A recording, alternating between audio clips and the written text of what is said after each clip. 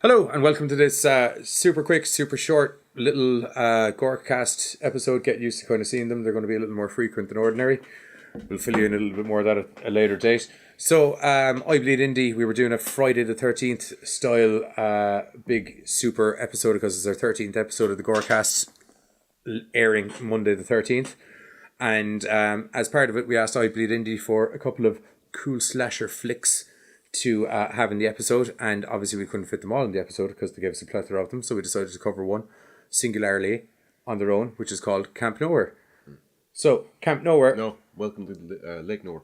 Lake Nowhere, Camp Nowhere being the stupid kids movie from that was not a stupid kids movie. It wasn't movie. a stupid kids movie. Awesome movie. It was a good movie. Anyway, Camp Nowhere, Lake Nowhere, God almighty, thank you.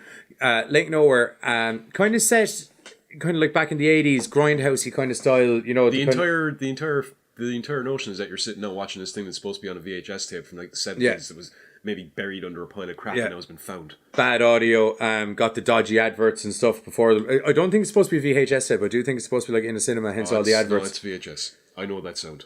Okay. So anyway, Jesus.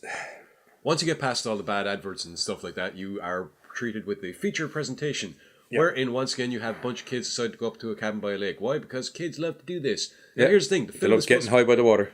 Film is supposed to be set in and around the 70s or 80s based on the cinematography, which does a fantastic job once you're past all the crappy, all the VHS tweaked ads and stuff. Also, judging by the girls' clothing, it's supposed to be the 70s or 80s. Yeah, girls, not the guys' clothing. Except for one guy. All the rest of them are dressed like, well, modern day people. It's ridiculous. But one guy is a nerd with glasses that gets all the poon and looks like he's straight out of the 70s. Yeah, pretty much. So anyway, after that, they all get up to the cabin. They're all doing a bit of drinking and stuff. And there's the obvious stoner guy who likes taking some trips and having a bit of fun. So he goes off to have a bit of a skinny dip on his own for some reason after everyone else has been skinny dipping. At the same time, one of the girls decides to take her pup for a walk, and she goes wandering and finds a stone, like a stone marker with like a poem or a prayer or something on it, which she reads and evidently memorizes. Yeah, needless to say, that unleashes a bad bunch of...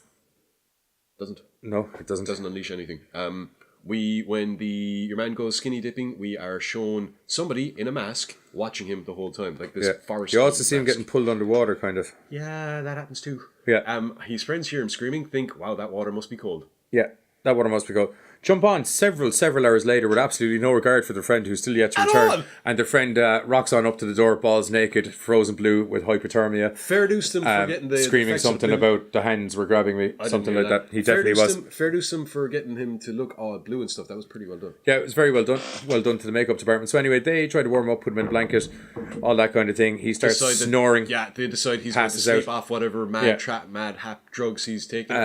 Everyone goes off to do their own thing. Yeah, they all go off to bed and get their ghoulies out and all that kind of thing. Some of them do, yeah. Some of them do, some of them don't. So a couple of hours later into the night time, we see our blue friend is up and about. There's some weird noises held out in the hallway. One of the girls comes out to find her dog getting absolutely ate outside the door of her bedroom. Chick that went for a walk finds that her dog is now, a midnight snack. Munch. So goes to confront the guy that's doing it and ends up getting her head smashed into a wall a few times. Repeatedly. At which point one of the other... Well, no, she's not dead. But you know what I mean. Repeatedly. Yeah. At which point one of the other guys who found a gun earlier decides, hey, bang, bang, and shoots her man. Clean in the head. Oh, in the chest. Two in the chest. Okay. Obviously they all panic because one of their friends has been shot, another one has had her face smashed in. Yeah. So, trying to find keys, get out of there, all the rest of it, and it's just not working out. So... Not working out. They kind of hustle and tussle with your man, and eventually lots of people die. Lots of people don't die. He doesn't want to die despite the bullets. There's also an encounter with the guy in the mask, who the guy in the camo... Basically, one of the guys is wearing a camo shirt because, he's a neo-Nazi, or he's not, actually, which is the point. Yeah. He ends up taking off the guy in the mask. He ends up getting clotheslined with his own clothesline, which he put up previously, which I thought was hilarious. It's terrible. Yeah.